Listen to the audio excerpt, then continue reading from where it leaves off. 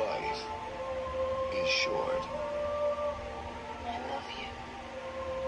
Love is forever. Will you marry me? Gracie grew up to become a full-blown hottie. You're talking about my little girl, all right? But you never know what the future holds. Until it hits. It's a meteor shower. This new one you're tracking. How big? It's what we call a global killer. Nothing would survive, not even bacteria. The United States government just asked us to save the world. Anybody want to say no? Think we'll get a hazard pay out of this? They'll do it. They've made a few requests, though. Such as? Oscar here's got some outstanding parking tickets. Max would like you to bring back 8-track tapes. Not sure if that's going to work. Yeah, one more thing. None of them want to pay taxes again. Ever. United States astronauts train for years. You have 12 days. Stick that in me, I'm going to stab you in the heart with it. On July 1st, Tell me you've never let anybody down before. Never quit yet. How's that? Earth's darkest day How you feeling? Good. Considering I've never been this scared in my entire life. will be man's finest hour. I'm marrying you. Bet you are. Bruce Willis, Billy Bob Thornton, Liv Tyler, Ben Affleck, Will Patton, and Steve Buscemi. Whoa! This is so much fun, it's freaky! All the time in the world We have 18 minutes to zero barrier. is all they've got. We all gotta die, right? I'm the guy who gets to do it saving the world.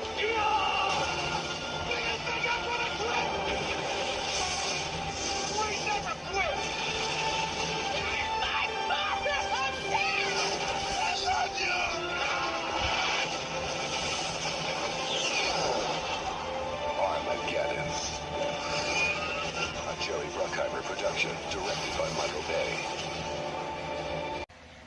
Surprised that it's a Michael Bay movie? I couldn't tell. You know, you have all these explosions, you have buildings crumbling down.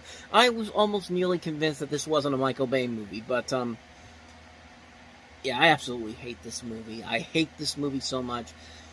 It started what Michael Bay has now become notoriously known for, being this guy that gives you these lackluster characters, these really melodramatic, romantic subplots, and just does nothing but explosions, action sequences, and nothing spectacular whatsoever.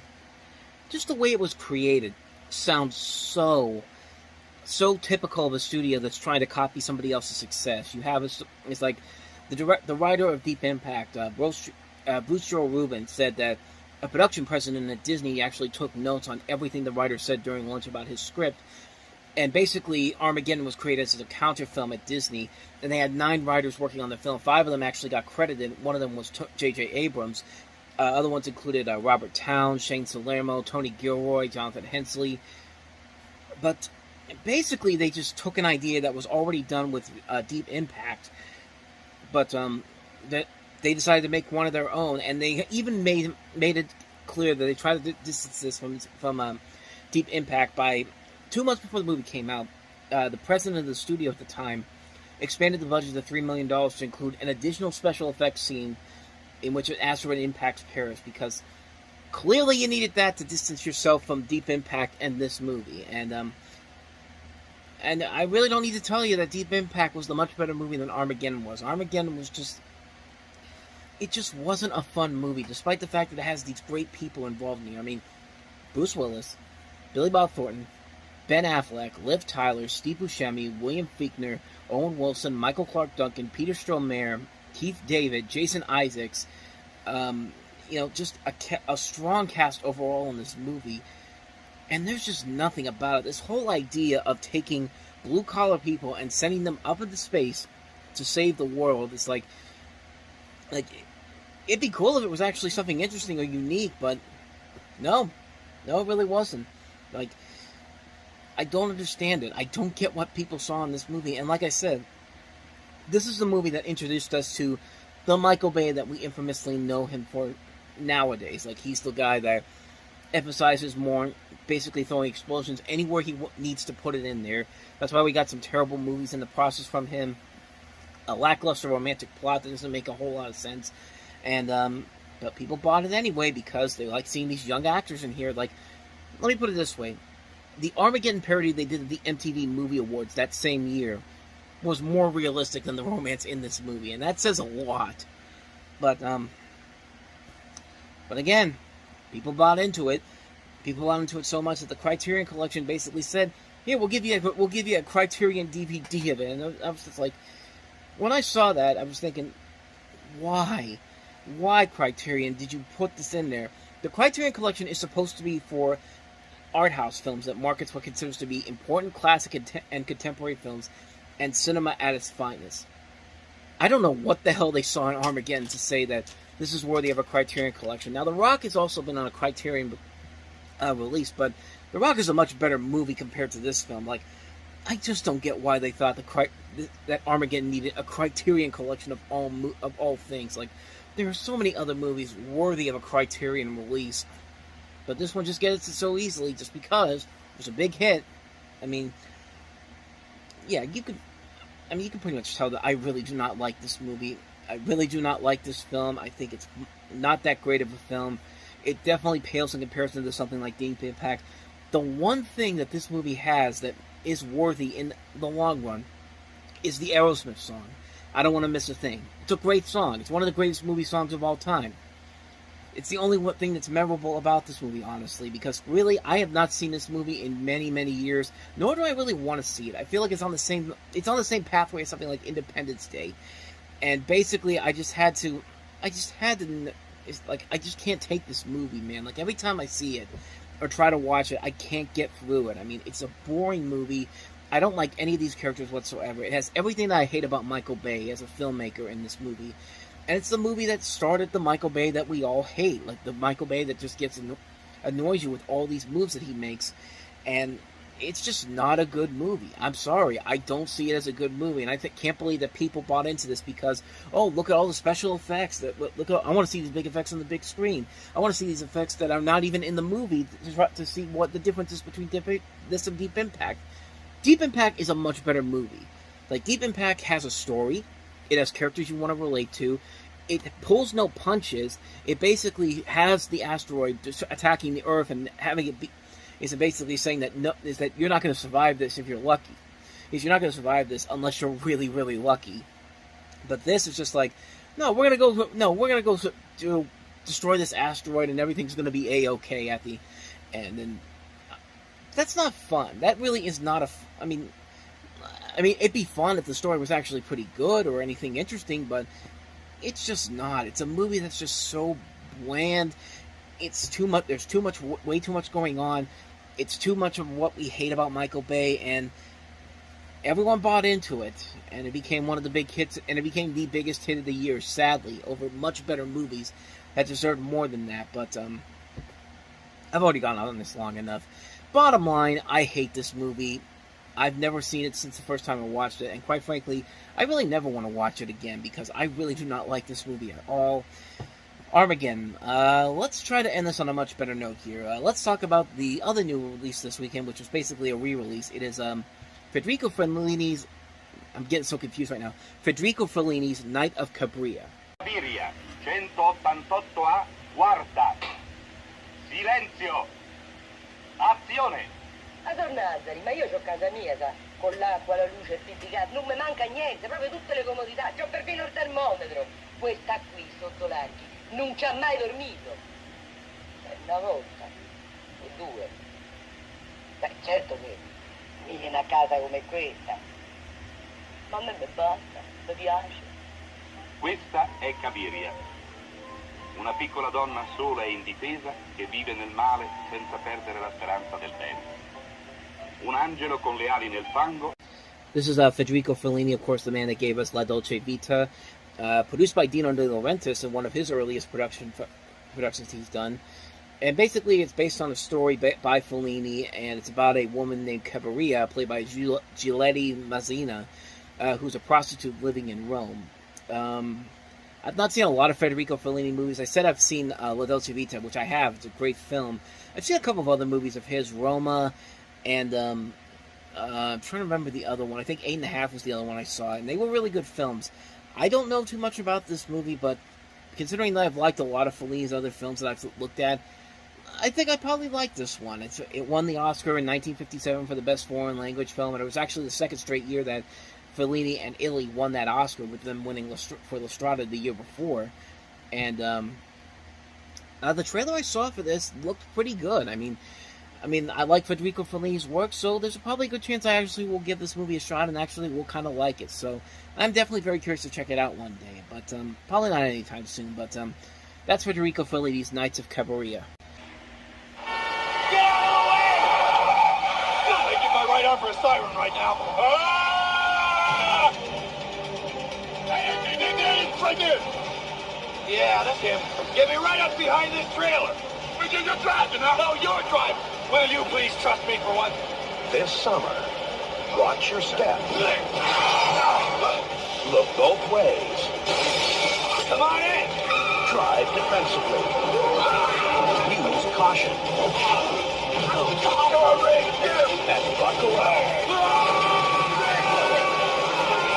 I will patrol this for you, please, Mr. Dick. Officer in trouble on both sides trailer.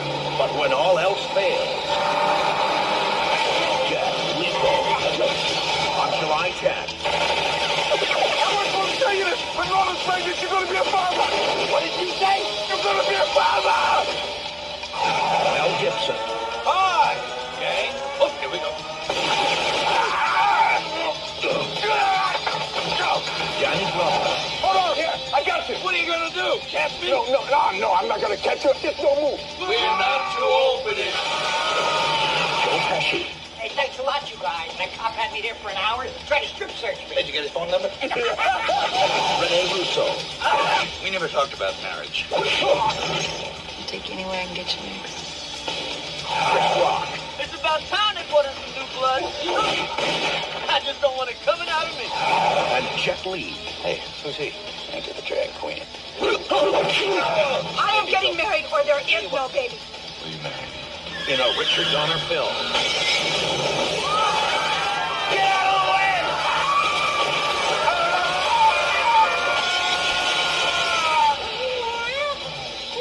It's beautiful! Lethal Weapon 4. Hey, Rick, who's the perp? Oh, you see a young brother in the back of the police car, automatically I'm a perp? Look at this badge. Check out the gun. Okay. License, registration, urine sample.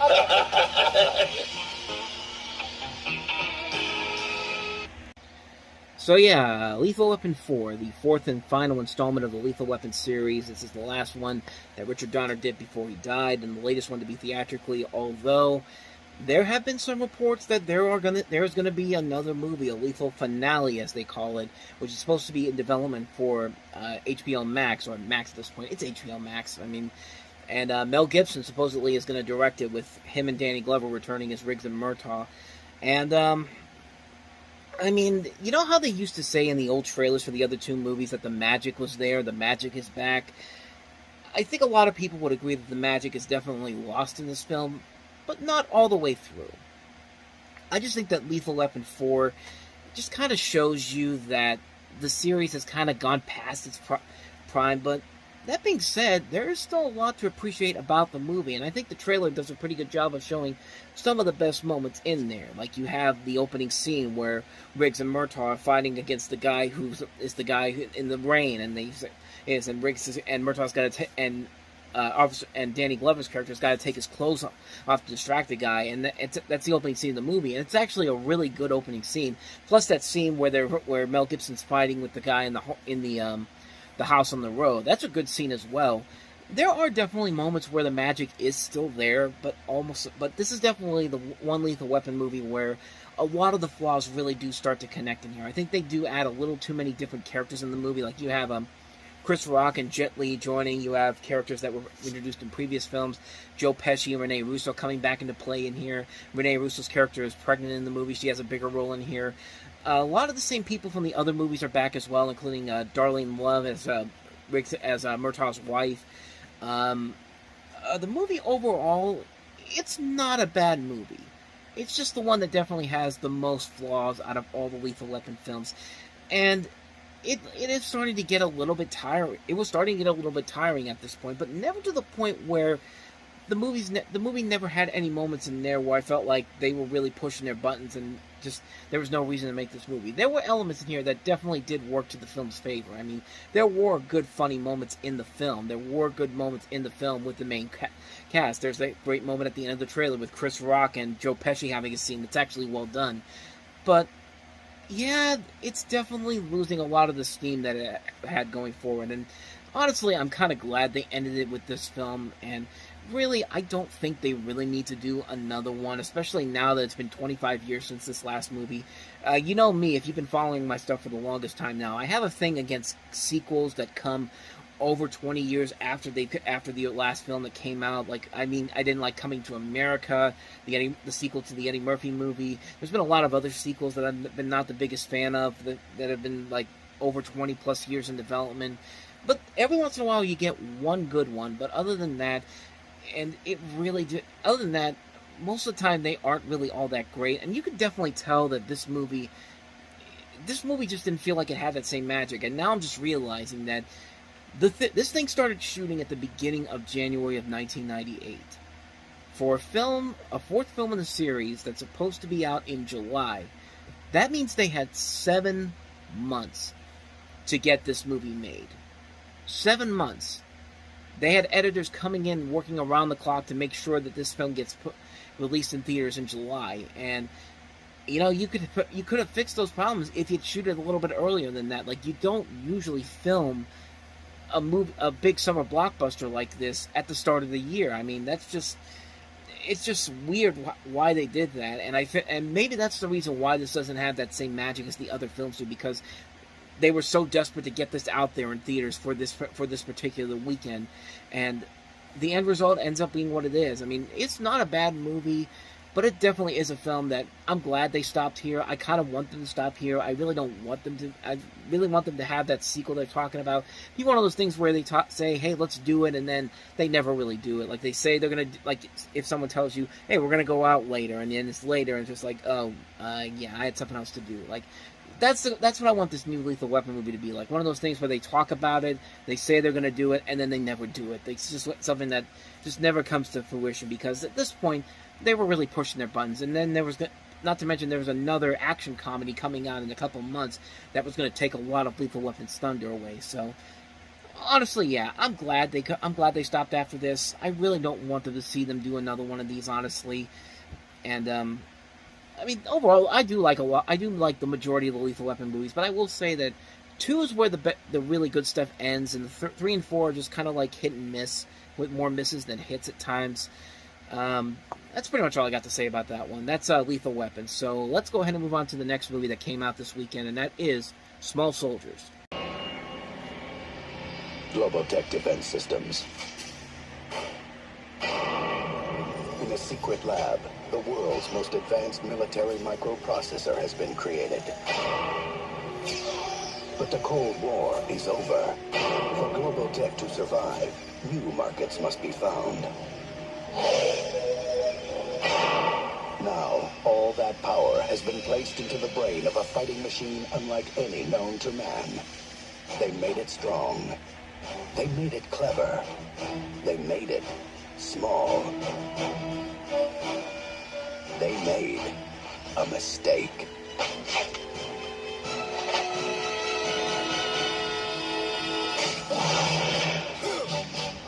Commandos, attack! I'm talking about toys that are so smart, when kids play with them, they play back. Chip Hazard, reporting for duty. You put munitions chips in toys? Big action. Oh my God, I'm having an aneurysm. Big trouble. Last chance, scum. Oh, yeah? Medic! Big movie. They might be Detective, what are you packing, Tiny? Packing you. Small Soldiers. You'd have to be crazy not to be scared.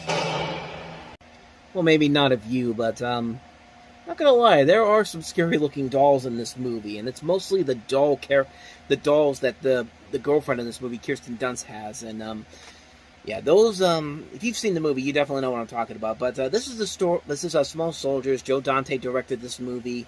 And it's basically about these two kids who get caught up in the middle of a war between two different sentient action figures, the Gorgonites and the Commando Elite. And of course, the toy company that puts this together has a government military technology placed into these, enabling them to talk. But there are also special microchips that uses that the two opposing sides of the toy line start thinking for themselves, engaging in real combat.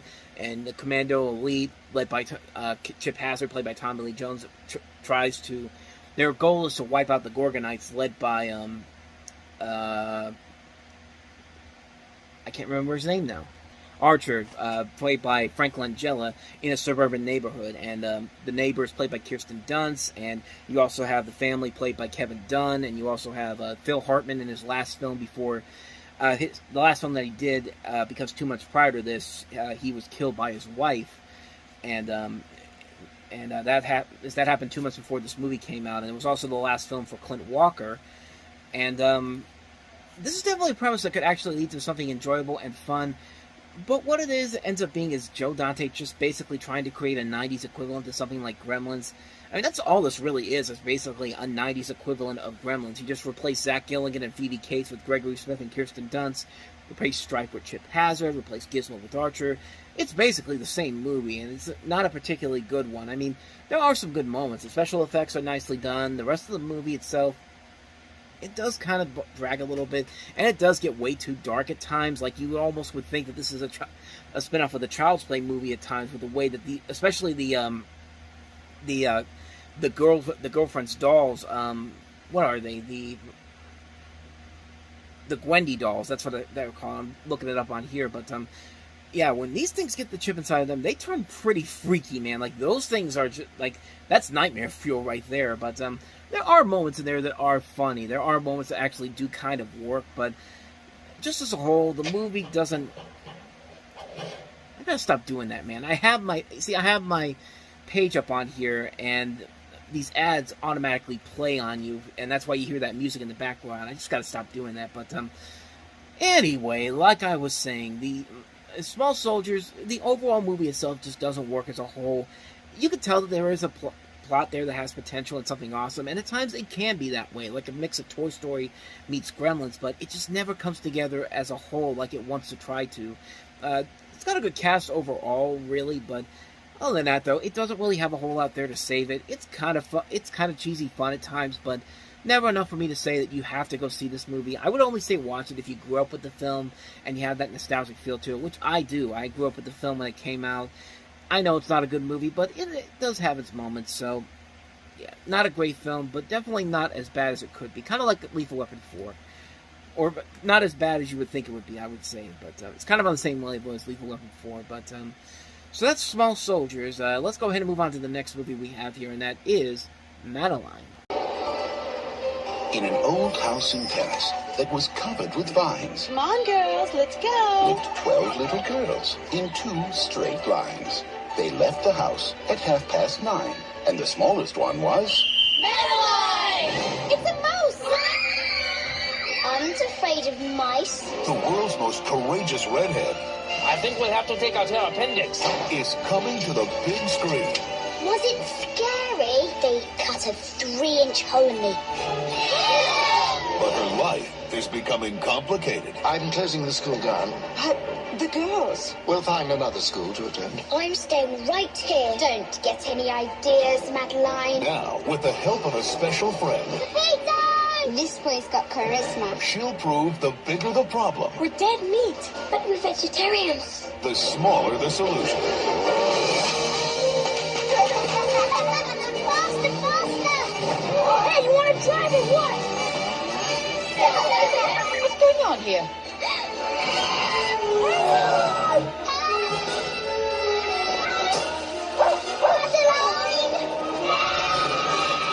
TriStar Pictures presents Let's have fun! Academy Award winner Frances McDormand, You're giving me gray hair. Can I see? Academy Award nominee Nigel Hawthorne, Hello, Lord Cuckoo Face. what did you call me? And introducing Hattie Jones as Wait, Hat, wait! Madeline. So in terms of Madeline, I mostly remember growing up with the TV series when it was on Disney Channel back in the 90s. That's pretty much my memory of Madeline altogether. I knew that this movie existed, but I never really got around to actually watching the film, despite the fact that it had Frances McDormand in it and also Nigel Hawthorne. And it looked like a faithful adaptation to the books this is based on. The film's plot is basically using the elements from the first 4 books, and it definitely has the ebb and flow of the books and the TV show. And it's directed by Daisy von Schliele-Meyer, who actually had another movie come out this year we already talked about called Woo. And Jennifer Flackett and Mark Levine, who would later go on to write and direct Little Manhattan, and also Nim's Island, and also would write films like Wimbledon, Journey to the Center of the Earth, and more recently, The Atom Project, which is a really good movie.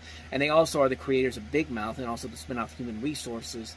From what I remember from the movie when I watched it, I saw it when I was little, and I thought it was just alright. I mean, it looked like a straightforward adaptation of the story. I thought the casting overall looked pretty good. The visuals overall kind of are reminiscent to what they were in the book, but it's been a long time since I've seen this movie. I don't know if it honestly would hold up, but just from my recollection of it, I remember not hating it. I remember actually did kind of enjoying it, but I remember more of the TV show and the animated movie that came around that time from the TV show. I think it was Lost in Paris, I think it was. I can't remember what it was. It came out the same year as this, I think. Let me see here. Or the year after that, I should say. Yeah, 1999 is when that came out. That's what I remember from that. But other than that, though, as far as live action film goes, I remember it not being terrible. I mean, I remember it actually being somewhat decent. So I would think it still holds up after all these years. But like I said, I haven't seen it in a while, so I don't know if it still holds up, but it probably does. So that's Madeline. So let's go ahead and move on to the next movie, and that is Darren Aronofsky's Pi. The rest of the code so we can set it right. You are only a vessel from our God. You are carrying a delivery that was meant for us.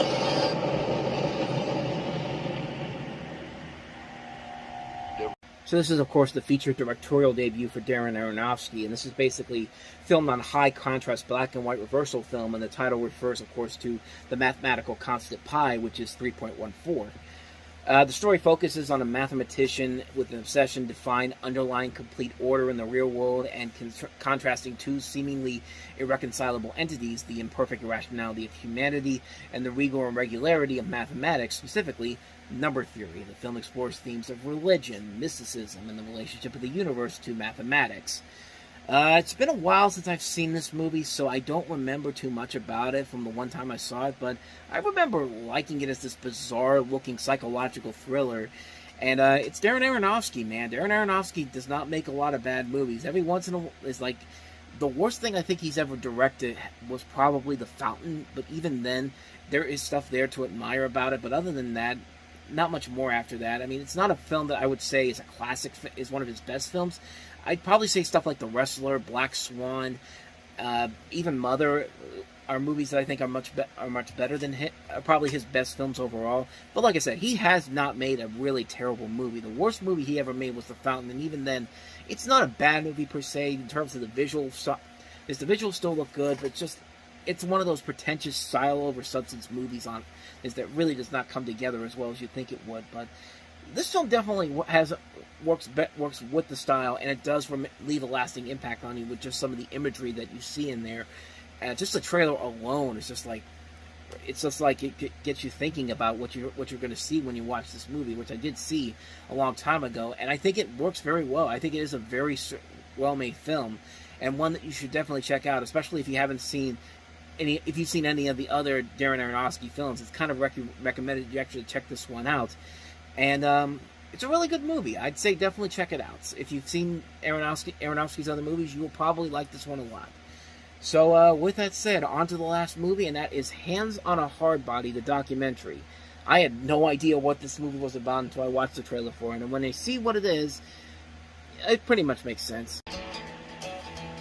But it's who can maintain their sanity the longest. Gee whiz, how far will we go? So yeah, this is basically a documentary talking about the yearly competition that pits 24 different contestants against each other to see who can keep their hand on a pickup truck for the longest amount of time. Whoever endures the longest without leaning on the truck or squatting wins the truck. 5-minute breaks are issued every hour, and 15-minute breaks every 6 hours. You probably have seen this if you've seen this in various storylines. If you've watched My Name is Earl, they did an episode where Earl and his brother Randy had to do the same thing. I think it was for a regular car, and I think Family Guy also did it as well. So this is something that has been done before, and this feels like something that would come from the show like This American Life, which is actually something that is actually used. Large portions of the film's audio were included on one of the episodes for This American Life. This just feels like something that you would see on that type of a show.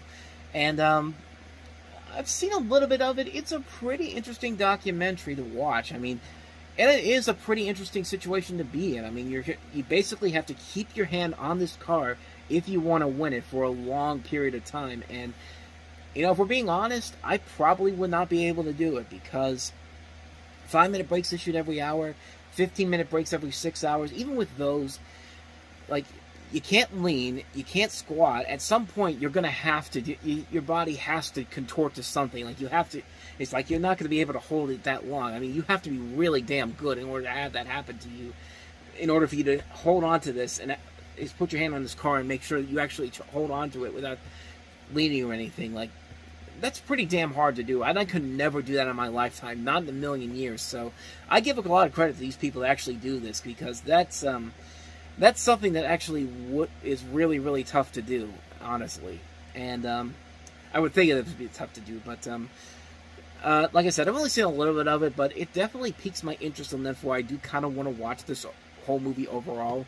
So maybe one day I'll definitely check it out. And it's got a stage musical too, which is very interesting to see on that front. That actually was adapted into a musical of all things. But you know, like I said, I haven't seen the movie in full, but it definitely has some good ideas that I think I would want to check out at some point. But yeah, very interesting documentary from the little bit that I've seen there. That's Hands on a Hard Body.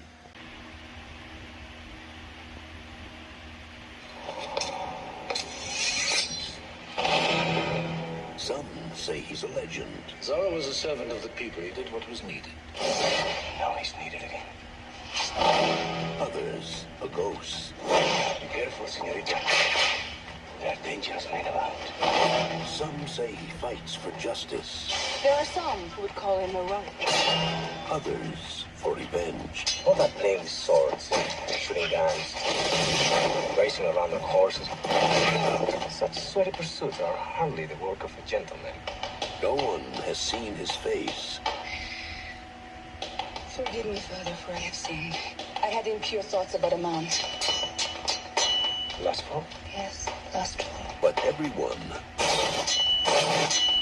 knows his mark. No bad? The only sin would be to deny what your heart truly feels. No bad at all.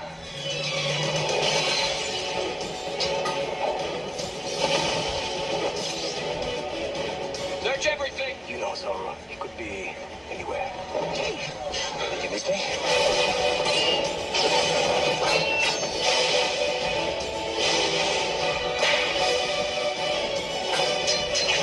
It's only one man. It isn't just one man, damn it. It's Zorro.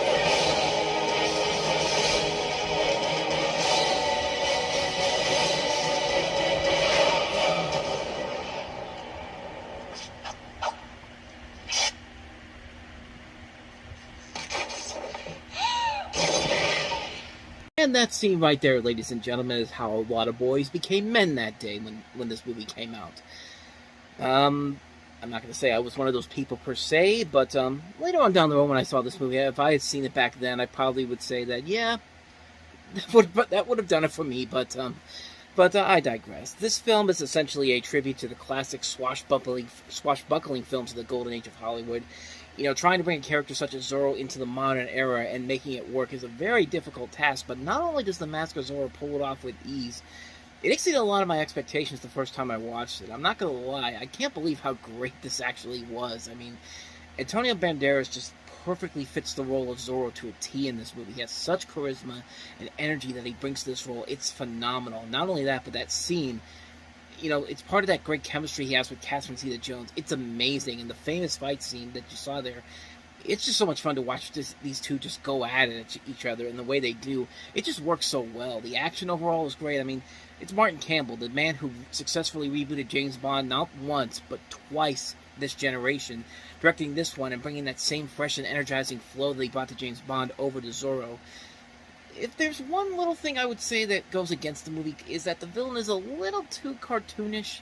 His plan's a little too predictable, and he's clearly not hiding the fact that he's evil, but at least he was better than the villain in the next Zorro movie, which came out 7 years later. And if we're really comparing bad guys, he's so much better than Kenneth Branagh was in Wild Wild West, which does not have that same mentality. But I'm just saying that is that as cartoony as this villain is, he's still miles above some of the other villains that would come in movies like this later on down the road.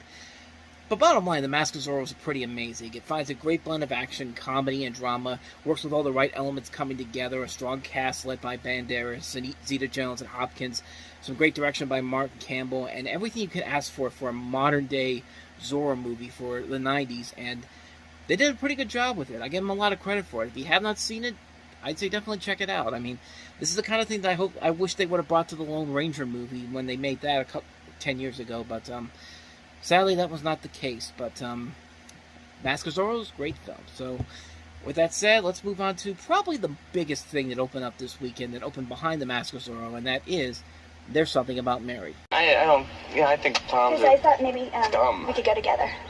Oh, you're gonna go with like a bunch of people? Or yeah, you want like a designated driver, right? No. I mean, you and me. We could go together.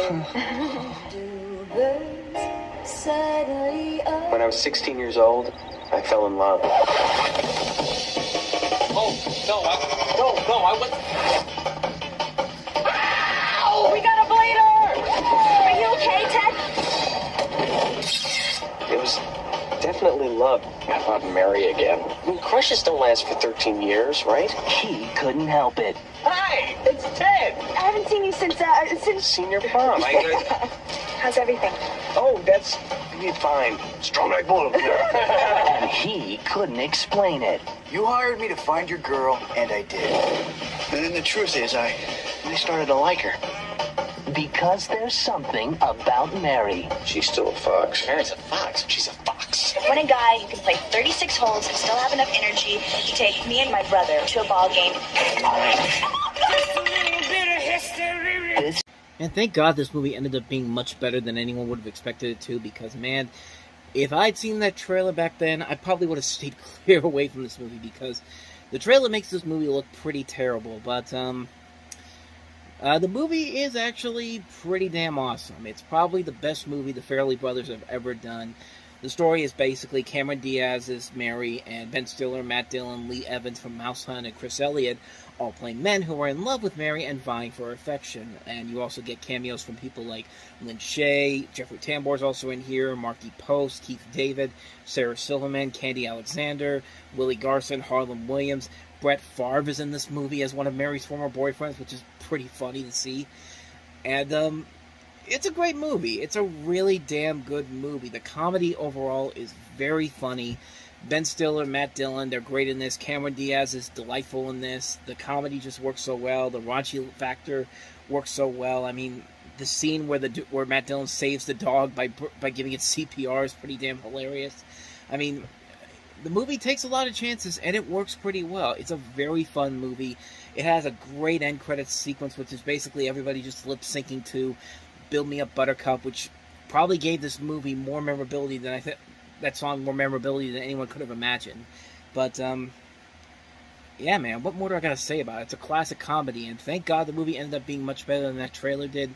That trailer, honestly, probably would have turned a lot of people away, and maybe that's why it didn't start off strong at first, but then grew as time went on, as the weekends went on, to actually stick around and actually make money. And, turned out a great movie. It's definitely the strongest film the Farrelly brothers have ever done, and really, after coming off of Dumb and Dumber and Kingpin, that says a lot. But honestly, after this, not every movie they would make would hit. There'll still be a couple of decent films here and there, and we'll definitely get to those as we go further along. But honestly, this is still the best of the best ones that the Farrelly brothers have ever done. So those were the two big new releases that came out this weekend. Now let's get to some of these indie movies that I've never seen, so we can be really brief on these ones here. And we'll start off with Polish Wedding. Comes a story about husbands and wives. What is it? You speared me with your toenails. They're like daggers. Brothers and sisters. That's him. Quit crying. Can't stop crying. He just realized you're his father. Fathers and daughters. You and I are sensitive creatures, my love. Daddy, my clock. Stop. Can't you get a new one? Oh, Gypsy. Don't hit me, Mommy. You'll hurt me. You'll hurt my baby. Paula, what do you want from me? Everything. That boy will never marry. From Fox Searchlight Pictures. What was your mistake to marry him? Marrying my husband was no mistake. I had my reason for marrying him. Always. Come the moments that make us a family. You drive me crazy. You drive me crazy too. And the love that holds us together. It's my firstborn baby. Because without him, Ziggy never would have married. And to Ziggy himself. Without him, Bob never would have married. To your first baby, honey, no. Polish Wedding. This looks like a film that kind of mixes a mix between My Big Fat Greek Wedding and The Notebook into one. It's both a comedy and a drama, and you have these... This movie takes place within the Polish-American community of Hamtramck, Michigan, which is the childhood home of this director, Teresa Connolly, and it takes place at sometime between the 50s and 70s. The interior of the family's home is shot in a local house on Wanadette Street in Hamtramck, and you basically follow these characters who are virtually all Polish Americans, though the actors playing them are mostly of other ethnic origins. I mean, you got Gabriel Byrne, Lena Olin, Claire Danes in the leading cast, so that's kind of not a surprise there, but I don't know, the movie itself doesn't look that bad, honestly. But at times I thought it was going to go a little too melodramatic, but luckily it does not look like it does that from the trailers that I saw, and I don't know, could be good, but so on to the next movie, and that is The Thief. That's actually the last one we have here.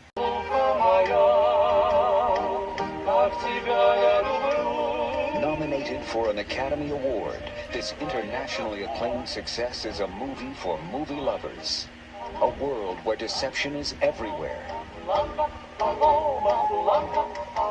And love is where you find it. The Thief. This is a Russian film about a young woman and her 6-year-old son Sonia, who in 1952 they meet a veteran Soviet officer. The mother falls in love with him, and it turns out to be a small-time criminal, but also becomes a father figure to Ksenia. So, I don't really know too much about this one. So, really, I don't know if it's any good or not, but it was nominated for an Oscar for Best Foreign Language Film that year.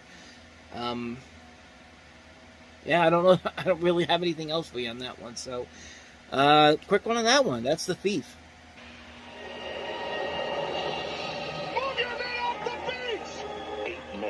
Risk their lives.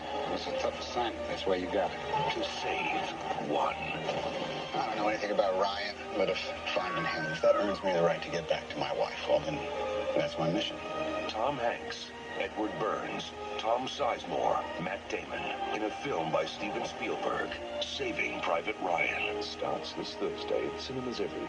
So Saving Private Ryan is, of course, set in Normandy in World War II. It's during the invasion of Normandy in World War II. And it's notable for its graphic portrayal of war, the intensity of the opening 27 minutes alone, which includes the assault on Omaha Beach. It follows Tom Hanks, who plays United States Army Ranger Captain John Miller, and a squad that includes Tom Sizemore, Edward Burns, Barry Pepper, Giovanni Ribisi, Vin Diesel, Adam Goldberg, and Jeremy Davies as they search for a paratrooper, played by Matt Damon, who is the last surviving brother of 4 servicemen. And the idea of having Steven Spielberg direct a war film set in World War II just screams out so many great possibilities to it. It's a director with the imagination and amazing storytelling abilities like Spielberg meeting up with one of the biggest events of world history. There's just 2 ideas that come together nicely, and the movie takes full advantage of that. The opening scene on Omaha Beach alone is just one of the most spectacularly filmed sequences of any war film ever. It's not being afraid to show the horrors of war and the battles that these soldiers had to fight. But then other than that, there's not really too much going on afterwards. It's mostly dialogue-filled scenes, and it's all throughout the rest of the movie, but at the same time, they are nicely done dialogue-filled scenes. I'm not one that's going to be like, I want more action in this. I want Michael Bay to come in here and just have explosions all over the place. No, I'm not going to be that person.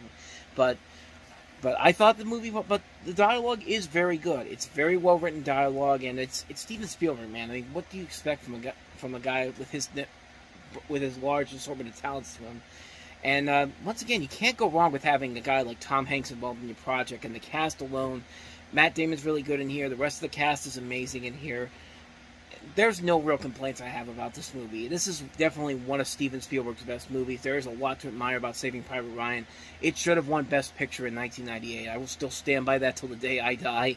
It's a beautifully shot, well-written, well-acted war film. It's not afraid to show the trials and tribulations of war and the battles the soldiers face themselves with. It's a great film. If you haven't seen it already, just get off your ass and go see it already. I mean, you should have seen it by this point. So that's Saving Private Ryan. Let's go ahead and move on to the lesser films of this weekend, and that starts off with Katie Holmes and Disturbing Behavior. Wow, Stevie boy. Appropriate sparks are flying. All of Rachel's friends are changing. Will you go out with me? No. Every kid, we are getting closer to perfection. Except one. And he's next. You signed me up for the program? Dawson Creek's Katie Holmes. Disturbing Behavior. Rated R. Starts Friday, July 24th at theaters every. Okay, so we could check off Village of the Damned, we could check off Children of the Corn, Clockwork Orange, of Stepford Wives. I mean, we pretty much got everything covered in here, right, guys? Actually, I don't have anything written on here. I just got this a couple weeks ago. It was like real. And someone gave it to me, and I don't know. It's just used for a pointless joke there. But anyway, this is this is pretty much what you'd expect from a late '90s movie that's trying to appeal to teens. This is Disturbing Behavior, which is basically the story about this group of high school outcasts who however, their seemingly perfect blue ribbon classmates are part of an elaborate mind-controlled experiment, which, wouldn't that be a cool idea if the film didn't look as bad as this did? It probably also doesn't help that the film went through numerous cuts from MGM prior to the release of the film, because there's just so many different negative test screenings, and there's actually a director's cut that actually was received a lot better than this. And yeah, if you have to cut this movie so many times so the studio appreciates it, there's a big problem here. And this was basically brought out because Katie Holmes was just starting to have her name grow after being seen in Dawson's Creek, or as this trailer indicates, Dawson Creek. Like, why'd you take the comma S off of that? I mean, honestly. But you have James Marsden in here, one of his early film roles, and also Nick Stahl, Bruce Greenwood's in here, William Sadler. It's directed by David Nutter, who had, prior to this, had done The X-Files. I mean, there's a lot here that could be really good, but everything else about it just doesn't work. It's a film that tries to rip off too many classic horror movies and try to modernize it for a new generation, almost kind of like what The Faculty would do later on in the year, but do it much better. Like, there's more elements of The Faculty to like about it, rather than there is to not like about it. And this film just, even with the extra stuff that they would have had, I'm pretty sure this movie would not have worked the same way. It doesn't really know what direction it wants to take it. It just kind of wants to appeal to the teen demographic so that they can go out there on a Friday night, see the movie, get laid, and then never ever talk about it again.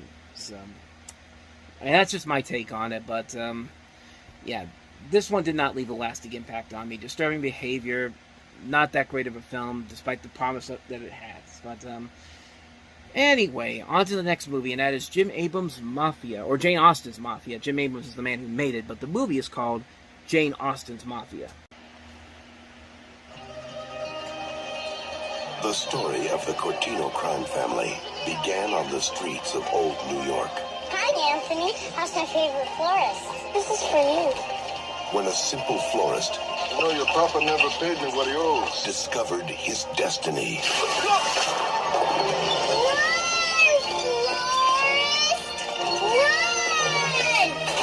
From these humble beginnings, he rose to become the head of a mafia empire.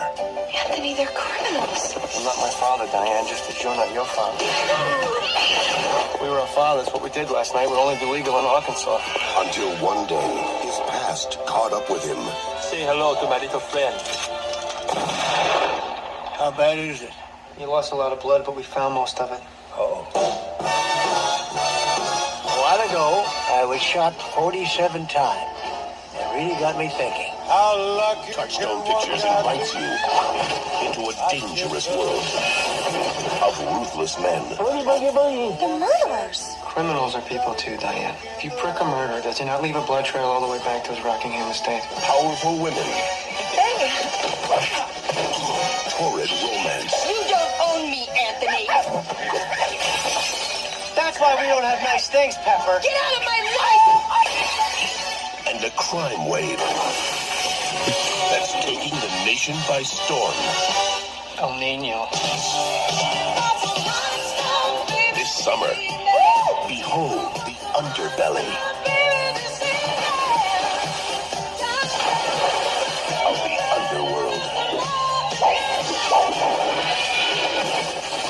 Jane Austen's Mafia. What's your name? Diane. Like me. I named him after his mother. I have a mother? So as the trailer indicates, it's basically a spoof of Francis Ford Coppola's The Godfather series and other various mafia films, notably Casino, which had just come out a couple years prior. It also parodies films in general, such as Forrest Gump to Il Postino and The English Patient. And it's one of those spoof movies that, despite the fact that it's made by the same guys that gave us Hot Shots and also The Naked Gun, it doesn't have as many good laughs as you would hope it would. But I will say, though, that scene in the trailer where Christina Applegate throws the dog and it breaks through the glass, like, that's good. That's some of the good few funny things that are in this movie. And there are good things about the movie. Just the movie as a whole just doesn't work as well as it should. It's not as bad as something like Spy Hard, but it's not as good as something like The Naked Gun or Hot Shots.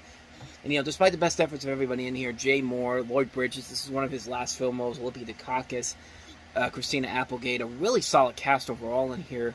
But, yeah, most of the jokes in here don't really work too well here. There are a couple of moments where the jokes are funny, but again, it's not as good as I think that a lot of people would have given it credit for, especially since this is the guy that gave us Hot Shots. Not to mention that, of course, a week prior to that, we had There's Something About Mary, which was a much funnier movie and a much better movie by comparison. So comparing this to that, yeah, this movie had no chance of succeeding. But yeah, it's just a mostly forgettable movie. I mean, it has some laughs to it, but not enough for me to really recommend it. So that's a hard pass on that one. And let's go ahead and move on to the last movie, and that is the infamous remake of Lolita from Adrian Lyne.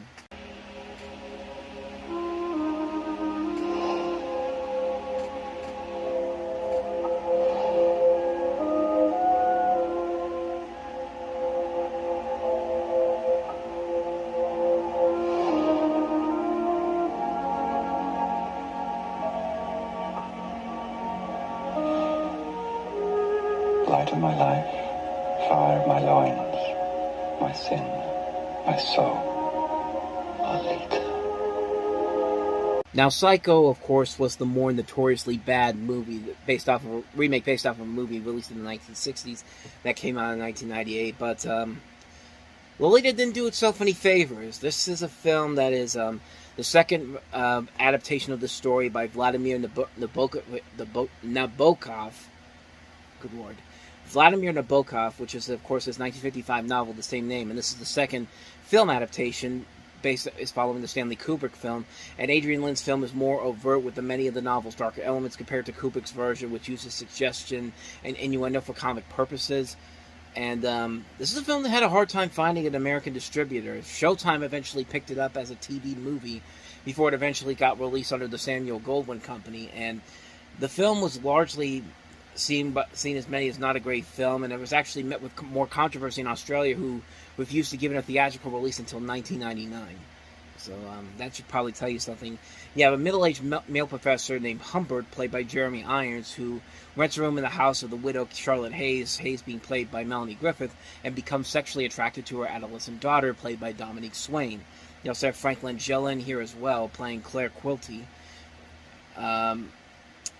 I really don't remember too much about the film. I barely remember. I've never even seen the Stanley Kubrick version, but maybe Stanley Kubrick stuff should just be left alone. I know Stephen King didn't like his version of The Shining, but Stephen King's miniseries of The Shining that came out the year prior to this was not that great, so yeah, why don't you just leave Stanley Kubrick's stuff alone, guys? Honestly, like, can we stop trying to remake a master's work already?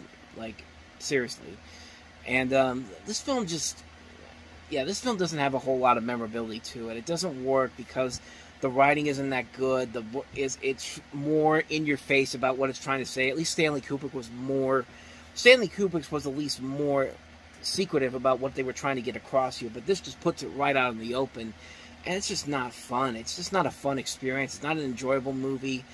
It's a real bore of a film, quite honestly. It doesn't have a lot there. How in the hell do you spend $62 million on this? Like, that's the thing I want to know about, because that's more terrible than the actual movie is. Like, how the hell did you spend $62 million on this? Like, what in this movie was worth $62 million to put together here that you couldn't have done for a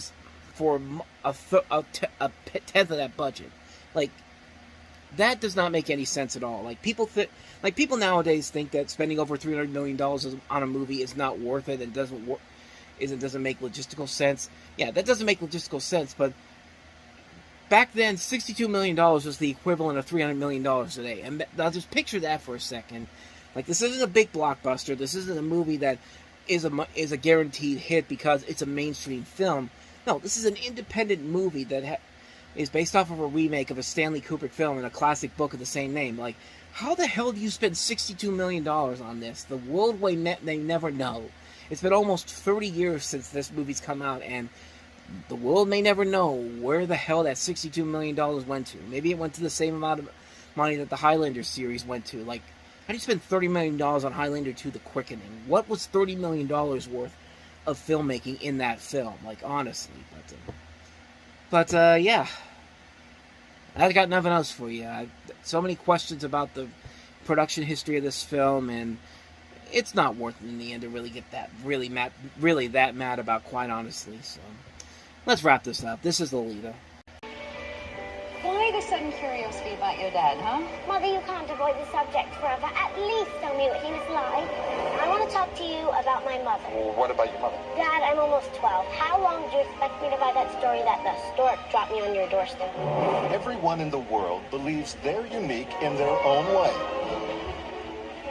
Annie James and Hallie Parker are about to discover. This is so freaky. They're both unique in the same way. That's my mom. That's my dad. And you and I are like sisters. Hallie, we're like twins. I have a brilliant idea. I think we should switch places. I'll go back to London as you, and you go back to California as me. If we switch, they'll have to unstitch us. And when they do, they'll have to meet again, face to face. Honey, you never looked better. Welcome home, kiddo. Dad. I know it. Now, two sisters Mother. are setting the perfect trap It seems like it's been forever. I have no idea. to bring their parents back together. This is an emergency. Dad's in love. What? Wear a shirt like this. I like it when I can see a little chest hair. It's disgusting. If there's any hope of getting Mom and Dad back together, we've got to do it fast. I am marrying your father in 2 weeks, and nothing you do is going to come between us. Hi, Mary. Hello. How you doing? Both of them? From the makers of Father of the Bride, Does everyone here know something I don't know? Yes. Dennis Quaid, Natasha Richardson, and introducing Lindsay Lohan. Starlight, star bright, first star I see tonight. Mom's amazing. Don't know how you ever let her go. I wish I may. I wish I might. Have my wish come true tonight. Disney's The Parent Trap. So this is, of course, a remake of the 1961 classic starring Haley Mills, and this is written by and directed by the same team that gave us the Father of the Bride remake and its sequel, Nancy Meyers and Charles Shire. And basically, we have the same kind of story here. Dennis Quaid and Natasha Richardson star as a divorced couple who separate shortly after their identical twin daughters' births. Lindsay Lohan in her feature film debut plays the twins, and they reunite at summer camp after being separated at birth, and they decide to switch around so that one can live with the father and the other can live with the mother until they realize that that it's not the same kid and they have to come back together. It's basically the same premise as the original film from the 1960s. But we've talked about how Disney's live-action films around this point were not very good, and very rarely were there some good ones. George of the Jungle was one of the few examples. This is probably one of the best examples of one of the best Disney live-action movies from the late 90s, when they were... This was back during a time when the live-action movie department was really struggling, but this film is definitely one of the strongest highlights. It's a movie that has grown on me over time. My sister used to love it, and not too long ago I did come around to actually liking it again. It's just a great movie. Lindsay Lohan is great in the film, playing the twins, handling both an American and a British accent pretty well, all things considered. You have Dennis Quaid and Natasha Richardson. Their chemistry and their charm together is just so good. It also helps that you have the work of Nancy Meyers and Charles Shire. I mean, they seem like the perfect duo to tackle this project after what they did with Father of the Bride. And they do a good job of keeping the main crux of the story in check while also modernizing the entire concept to where it actually benefits a movie. And honestly, the more I think about it, honestly, like, I think it does a better job of modernizing the story than most remakes do. Like, it modernizes it a little bit, but it definitely works to the film's advantage that they are able to modernize this concept by not going completely overboard. They know when to play it at the right level, and the film works because of that. I think it works really well. Like I said, it's one of the best Disney live-action movies from the late 90s. Definitely one of the stronger films to come out in that era. And it's a film that definitely has grown over time. And it shows that Lindsay Lohan could be a great actress when she was little. And she actually did grow to become a good actress later on down the road. But I digress. That's The Parent Trap. So let's go ahead and move on to the next movie we have here. Kevin Spacey and Samuel L. Jackson in The Negotiator. Lieutenant Danny Roman is the best hostage negotiator in Chicago. What is that? After 6 hours, hostage negotiator Danny Roman risked his own life, disarming the hostage taker. In a perfect world, that would be enough. No search warrants are holding. But in this department, You know me. I'm being set up. an honest cop is an easy target. Now, to clear his name, he's taking the police hostage. I'm not going to jail today. And demanding his own negotiator. I don't want to talk to anyone else but Chris Safety. Now, we consider it. No. Never say no to a hostage taker. It's in the manual. Go ahead, Danny. Academy Award nominee Samuel L. Jackson. I know the rules of engagement, so don't. Academy Award winner Kevin Spacey. Relax. I'll call back. No. I know you don't think I'm innocent, so don't tell me I want to do everything I can to get out of here. You want something. From me. I still have hostages. What was that, a threat? Did you just threaten me? Chief, they have a shot. We can end it right here. You want my blood? Why should I get in their way, huh? Take my blood! Make me believe why I should deal with you ever again. They want me dead. We're going in. Full breach. Sending you to one. You're right, Michigan full breach. Shut up. Now, if they can trust each other, you were wrong about me. Two men trained in the art of negotiation. I'm surrounded by a room of people who want to go in there and kill them. I wonder why that is. You know this man, Lieutenant. Are about to make Take the subject out. Do not take that shot. a very Terminate this breach. Come on. Pull the trigger. unusual offer. You are not in control. Now you're going to have to deal with both of us. God, I wish this movie was a lot better than it actually was. I mean, Come on, you got Samuel L. Jackson and Kevin Spacey as two expert hostage negotiators and Chicago police lieutenants. Samuel L. Jackson's character is accused of a crime he didn't commit, and he's a hostage negotiator, and they bring in this other hostage negotiator played by Spacey to kind of to be the one guy to try to calm him down and bring him into justice. And you find out that there's this whole conspiracy going on here, and when you figure out what it is, that's where the film really, really starts to lose me. It's a shame because there's definitely a lot of potential in what they have here. The director of this is F. Gary Gray, who you know from Friday, and he also did he did another movie before this, Set It Off, which is a really good film. And this is the first film that I think that he really shows his range as a director. It proves that he can direct more than just a comedy or a drama with more a dramedy in general with Set It Off. But this is also co-written by James DeMonico, who's a name you may not be familiar with, but you have definitely seen his work before if you've seen the Purge franchise, because he's the main guy that created that series. And of course, the Purge franchise, for the most part, has been pretty good after getting off to a slow start. But this movie, I don't know, like when they get to the big twist at the end of the movie, that's where it really does start to lose me. Kevin Spacey and Samuel L. Jackson both work fine for the movie overall, but the story needed a lot more work. And like I said, once you get to the twist at the end, it just really kind of ruins the mood of the film. It's a shame because there's a lot of good things about the movie that I want to recommend about it, but other than that, though, it really does not have a whole lot there to really say you need to go see this movie.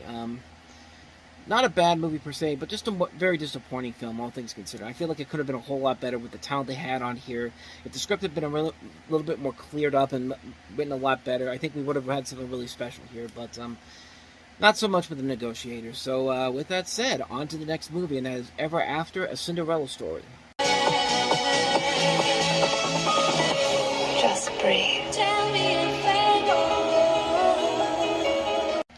So this is a very different take on Cinderella. This is a version where you have the brothers Grimm arriving at the home of a wealthy grande dame, played by Jean Moreau, who speaks of many legends surrounding the fable of the Cinder Girl before telling the true story of her ancestor.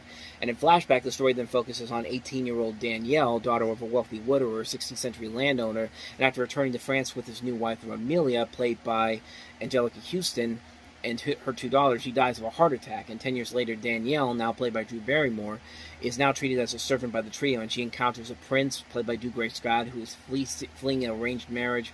And when Danielle poses a lady, the prince takes interest in her, and Leonardo da Vinci, played by Patrick Godfrey, accepts the French's court patronage and offers advice to Prince Henry on matters of the heart. So it's a very different take on Cinderella that you would have considered when you got the idea of it. I mean, it isn't very much inspired by the story of Cinderella. It takes place in the period times, and it removes the pantomime and supernatural elements that are commonly associated with the tale, and instead treats it as historical fiction set in the Renaissance era, which really could have ruined the film overall, but surprisingly, this film works very well. You would not believe that this is the same director that gave us It Takes Two, which was the Parent Trap knockoff of 1995, and tying it back to the original film. But, no, this is the same director, and he did a pretty good job with it. I mean, the cast overall is great.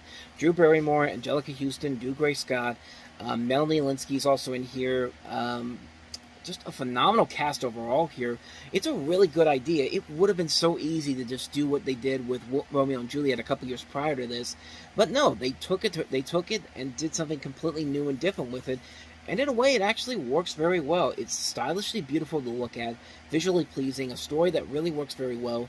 It's definitely a very different Cinderella story than you used to be seeing, but it works very well. It's one that I don't think a lot of people really talk about nowadays, but it's definitely worth a lot more attention nowadays, since we've gotten more Cinderella adaptations, and the one that we just had recently with Camila Cabello is downright terrible, that one. But we did get a good one with Disney, with the Kenneth Branagh one that came out about almost 10 years ago. God, that was almost 10 years ago. I mean, times have changed, man.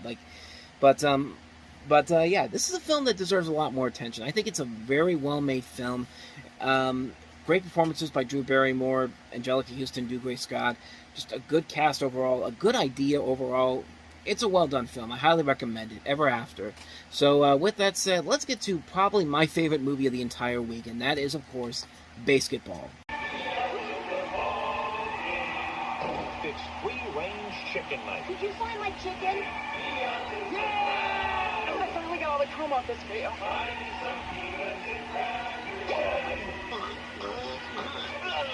From the director of The Naked Gun and starring the creators of South Park, Basketball, rated R.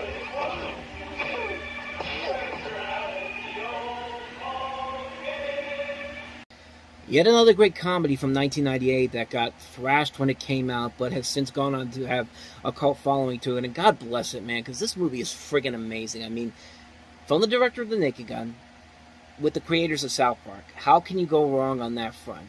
Basically, you have the story of the sport of basketball, a hybrid sport combining baseball and basketball that was invented by Zucker in the 1980s. And Parker and Stone played childhood friends who invent the game as something they could win against more athletic types, and the sport becomes an overnight sensation and a target of corporate sponsorship. And maybe the movie was a little bit too ahead of its time. I think Trey Parker and Matt Stone were still relatively new to the general public, even though they had been working in Hollywood for several years, even before South Park came around. I think they were actually working as interns at Universal because they did videos for them for company reasons when they were owned by Seagrams. And but this is just after a year they made South Park. They started South Park, and slowly but surely their name started to build onto its own. And the film overall was a really good. It's a really, really good movie. I think it's a film that definitely deserves a lot more attention than it deserves. There's interesting stories behind this film. This was something that was originally pitched as a TV series at first, which had a pilot episode which had Chris Rock in it. It was filmed but never made it to series. When they greenlit this at Universal, Chris Farley was supposed to be attached to star in it, which probably would have made this a lot more interesting to see how that would have panned out. But David Zucker essentially decided to cast Parker and Stone because South Park had gone on to become a huge hit. And they only did the movie under the assumption that the show would have been canceled by the time filming began. And as you can tell, that was not the case, as South Park is still on the air as of today. It just completed its 26th season on the air. So, yeah, it just goes to show you how the lasting longevity of South Park is. But the movie is just a ton of fun, man. The cameos of all this movie, they get everybody. Like, they get people from ABC and ESPN. You see Bob Costas from NBC, Al Michaels. They have a lot of people from ESPN, Kenny Mayne, Dan Patrick. A lot of people from CBS as well. Like, they grab a lot of these sports voiceover people, sports announcers, I guess. But not only that, you have sports athletes like Kareem Abdul-Jabbar, Dale Earnhardt, Reggie Jackson, Kevin Michael Richardson, Greg Gunberg, Victoria Silvstedt, Robert Stack, Real Big Fish. That's just the cameos alone. You have, in addition to Trey Parker, Matt Stone, Ernest Borgnine, Robert Vaughn, Jenny McCarthy, Yasmin Bleeth, Dion Bakar, who's worked with Trey Parker and Matt Stone over the years. The movie is just a ton of fun, and it just definitely feels like the Zucker vibe is in this movie. And you know me, I love David Zucker movies. I love his style of spoof comedy. I will always go see those movies, even if they don't end up being as great as they should be. This movie definitely deserves a lot of attention. There are so many great laugh-out-loud moments in this movie, especially the part where they go to the hospital where Trey Parker's character basically promises a kid that he'd win the game for them, a dying sick kid, and they go into the hospital and he's trying to save the kid's life, and he just keeps doing all these crazy things throughout the entire scene, and just so much happens in that scene. It's really hard for me to describe it in this one little segment here, but if you see the movie, you definitely know what I'm talking about. This is a film that definitely deserves a lot more attention than it has gotten over the years. It slowly but surely is developing that cult following, but it's really not there yet, but it definitely deserves it. This is a funny, funny movie that deserves a lot more attention than I think it deserves. It's a great movie. If you have not seen Basketball, you're doing yourself a huge disservice. Go check it out. You will not be disappointed by it at all. So that's Basketball. So let's go ahead and move on to the next movie, and that is The Governess. How can you love me? And you say she returns your affections? There is no doubt. Charles, what have I done? Please. Minnie Driver, Tom Wilkinson, Harriet Walter, Jonathan Rhys Meyers, in a film by Sandra Goldbach. The Governess. So The Governess is basically a story focusing on a young Jewish woman of Sephardic background. She reinvents herself as a Gentile governess when she is forced to find work to support her family, and she's played by Minnie Driver. You also see Tom Wilkinson, Jonathan Rhys Meyers among the cast there.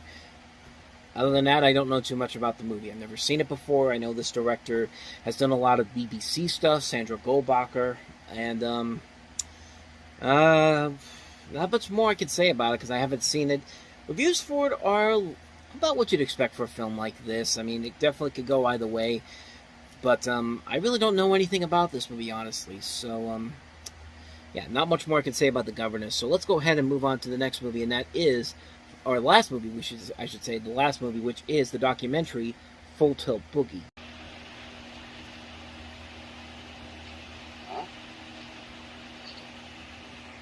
Ready? Where'd you get that?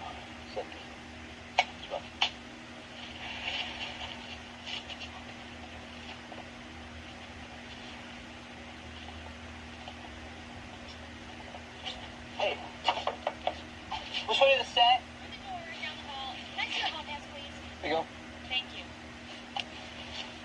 What, you don't need mine? Okay, fine. Oh, yeah. Oh, yeah. Right this way, Mr. Kennedy.